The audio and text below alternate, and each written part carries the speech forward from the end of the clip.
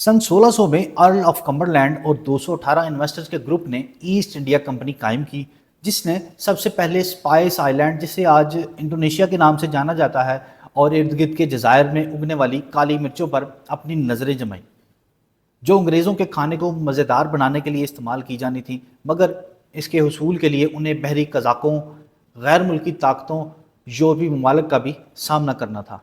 बरतानवी नवाब और 218 सरमायाकारों ने किस्मत आजमाई के लिए 68,000 पाउंड इस शर्त पर इकट्ठे किए कि उन्हें ईस्ट इंडिया कंपनी का शेयर होल्डर बनाया जाएगा और कंपनी में से उन्हें हिस्सा भी दिया जाएगा। 1603 में कंपनी का ये पहला जहाज़ काली मिर्चों और कपड़े के साथ लंदन पहुंचा, जिसे लंदन के कॉफ़ी हाउसेस में बेचकर मुनाफा कमाया गया, और उसके बाद 1614 तक कंपनी कई कामयाब बहरी सफ़र इसी तरह मुकम्मल कर चुकी थी। इब्तदाई तौर पर जहाज़ों के ज़रिए आने वाले सामान की फ़रोख्त के लिए कॉफ़ी हाउसेस का इस्तेमाल किया गया, और बाद में इस काम के लिए बड़ी इमारत खरीदी गई और 1801 में लंदन में बाकायदा जदीद स्टॉक एक्सचेंज कायम की गई।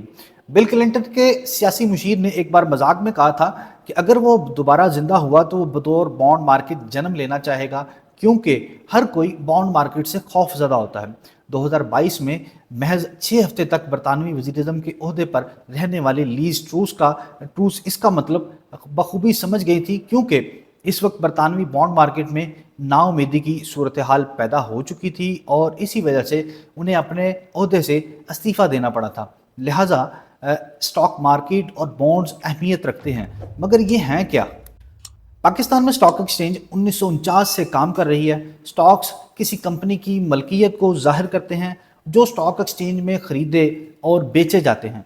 कंपनी की कारकर्दगी और मार्केट में इसके शेयर्स की डिमांड से इसके स्टॉक की कीमत का तयन होता है। लोग कम मारूफ कंपनी में इसलिए इन्वेस्ट करते हैं कि अगर कंपनी कामयाब हो गई तो उसके स्टॉक का मुनाफा भी बढ़ सकता है। ये एक तरह का रिस्क होता है। दूसरी तरफ आप हुकूमत या किसी कंपनी के बॉन्ड्स खरीदते हैं तो ये दर हकीकत आप उन्हें मखसूस इंटरेस्ट रेट पर एक ख़ास वक्त तक के लिए कर्ज देते हैं। बॉन्ड्स दो किस्म के होते हैं, कॉरपोरेट और हुकूमती बॉन्ड्स। कॉरपोरेट बॉन्ड की वैल्यू उसके जारी करने वाली कंपनी की साख पर मुनसर होती है, जबकि हुकूमत के जारी करदा बॉन्ड्स खरीदने में रिस्क काफ़ी कम होता है, क्योंकि हुकूमत टैक्स के पैसे से भी उधार ली गई रकम वापस कर सकती है। इसी तरह ज़्यादातर इंश्योरेंस कंपनियां, बैंक और पेंशन फंड्स इदारे हुकूमती बॉन्ड्स खरीद कर हुकूमत को कर्ज देते हैं। पाकिस्तान ने शरीया ला के मुताबिक स्कूप बॉन्ड भी जारी कर रखे हैं। इन इस्लामिक बॉन्ड से इकट्ठी होने वाली रकम से सड़कें, एयरपोर्ट्स और दीगर इंफ्रास्ट्रक्चर के प्रोजेक्ट्स बनाए गए हैं। अब सवाल यहाँ ये पैदा होता है कि जब हुकूमत कर्ज लेती है तो क्या हमें परेशान होने की ज़रूरत है या नहीं है?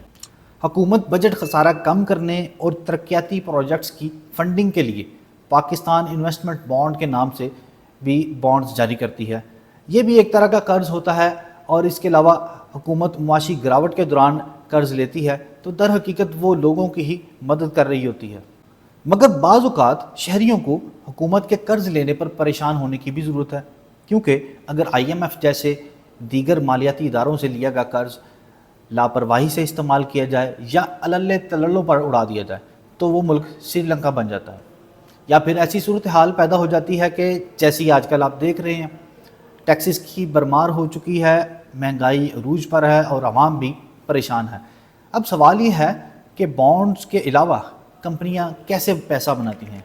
कंपनियां अपने स्टॉक्स फ़रोख्त करके अपने सरमाया में इजाफा करती हैं। किसी भी कंपनी के शेयर्स की कीमतें बढ़ने की सबसे बड़ी वजह इसकी अपनी कारकर्दगी ही होती है। मिसाल के तौर पर अगर एक कंपनी को कमज़ोर फिनंशियल रिजल्ट्स या उसके ख़िलाफ़ मार्केट में कोई खबर फैल जाए तो उसके स्टॉक्स की कीमतें गिर सकती हैं। इसी तरह अगर किसी कंपनी के फिनंशियल रिजल्ट्स मजबूत आएँ या फिर वो कंपनी अपने कारोबार को बढ़ाने के लिए मज़ीद प्लान जारी करे तो उसके स्टॉक्स की कीमतें बढ़ने के इम्कानात भी बढ़ जाते हैं। इसकी अहम मिसाल पाकिस्तान की सीमेंट इंडस्ट्री की है कि हालिया वर्षों में पाकिस्तान में सीमेंट इंडस्ट्री ने नुमायाँ तरक्की हासिल की और बहुत सारी कंपनियों ने अपने तोसी मंसूबों की फंडिंग के लिए बॉन्ड्स जारी किए। मिसाल के तौर पर लकी सीमेंट ने अपने तोसी मंसूबों के लिए 2020 में 10 अरब रुपए के बॉन्ड्स जारी किए। लिहाजा स्टॉक्स और बॉन्ड्स किसी भी मुल्क की मुआशी तरक्की में अहम किरदार अदा करते हैं और ये किसी भी हुकूमत और कंपनी के فنڈز کو بڑھانے اور ترقیاتی اقدامات کے لیے اہم جزو ہوتے ہیں۔